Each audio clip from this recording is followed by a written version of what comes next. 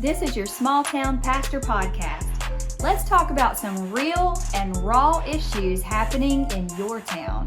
Welcome back to another episode of your Small Town Pastor Podcast. My name is Shane Tarpley. I'm the host today, and as you can see, I'm in a different environment than I typically am, and that's because it's such a beautiful day. So I just wanted to come out here to our church land and just kind of talk with you. But I wanted to offer some encouragement for some small town pastors. Now, again, like I said on our last episode, this is not specifically for small church pastors, even though a lot of times small churches are in small towns just because of the demographic rule. But here's the thing. I don't care if you're a large church or a small church. If you're in a small town, you're going to deal with a lot of the same issues. You're going to deal with churches coming up next to you, buying land. You're going to deal with what you think is your territory and people, other churches trying to infringe on that. You're going to deal with a whole gamut of situations. And here's the thing that happens a lot of times with pastors.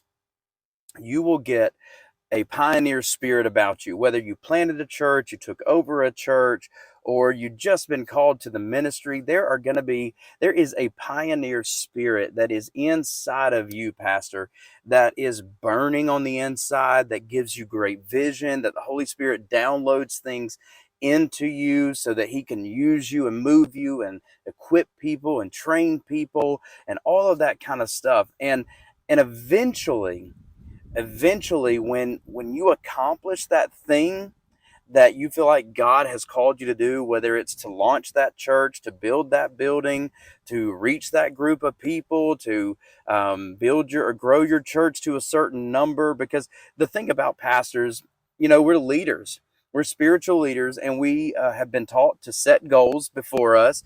So if we want to see our church grow from 50 to 100, we'll try to do things that will get us up to that point. Or if we want to grow from 100 to 200, we'll try to do things that will catapult us and launch us towards that.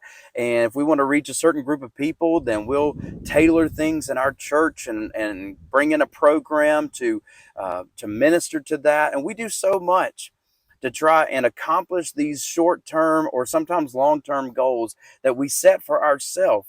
And because we set those goals, we have this pioneer spirit that rises up in us. And we'll take little bits from here, we'll take little bits from there, and we'll mesh them all together, and we'll make them ours, and we'll do everything that we think we're supposed to do. People in our congregation will come to us and say, hey, I got this great idea, and we'll try to equip them and run with that. Or somebody else will see something on Facebook and we'll be like, I need to start doing that, and we'll set this. And before we know it, we have accumulated. You know how it is when you've been living in a house for so long, or you've been married for so long, and you just, like, one day you just up and decide, hey, I'm gonna sell my house and we're gonna move, or we're gonna downsize, or whatever the case. And you start cleaning out basement and attic spaces and closet spaces and all that stuff, and you're like, where has all this stuff come from? You don't realize that you're accumulating all of that junk, and you wish that you would have thrown it away years ago. But that's not to say that we throw away people by any means, so don't hear that. What I am saying is we've got to be better stewards of what God has given us. And the stewardship comes with also being able to say no to certain things that other churches are doing, or certain places that other churches are planting that we want to be a part of, that we see, you know what, man, there's a wellspring in that city because this church looks like they're succeeding. And so I'm going to put my church there. And we tap into places that God didn't call us to tap into. Or we see a harvest in a church growth that is exponential and really booming, or we see miracles happening in other churches, and we're thinking, well, I got to do what they got to do. I got to do what they're doing. I got to plant. I got to place. I got to have a program and all of this kind of stuff. And the reality is we are going to wear ourselves out by accumulating so much spiritual junk. Can you have spiritual junk, Pastor? Yes, you can have spiritual junk. We are accumulating so much spiritual junk. And the issue becomes when we put it on our church. We have accumulated so much spiritual junk in our lives because of the threat or the cancer of comparison, if you will, Pastor. That cancer of comparison is eating at you and you don't even realize it. You're seeing what other churches are doing and they're succeeding at it, so you adopt their methods, and God didn't tell you to do that. Or you go build a building that's just like them and God didn't tell you to do that. Or you go plant in the city that they're planting because it looks good, it looks attractive, and God didn't tell you to do that. So what did God tell you to do? God said, equip people, equip the saints for the work of the ministry. That's the work of the pastor. That's the job description. Your job is not to do the work, Pastor. So I'm going to let you off the hook there. You got to take yourself off, break the chains of bondage off of you that other people have placed on you. Your job description, Pastor, is to equip the saints for the work of the ministry, train people, help them find resources, connect them with other people and other places and other things, get them to do what they've been called to do. Because a lot of times people will come to you and say, I think our church needs to do this. Nope. God didn't call me to do that. God called you to do that. And you know what? I'm going to provide a place for you to do it. Well, I don't know, Pastor. I'm not called to do that. Yes, you are. You have a burden. God put that in you. So back to my original thought, Pastor, this is for you. When you start developing, you'll get this grind in you for this pioneer spirit. It'll set your soul on fire. You'll lose sleep. You'll wake up early.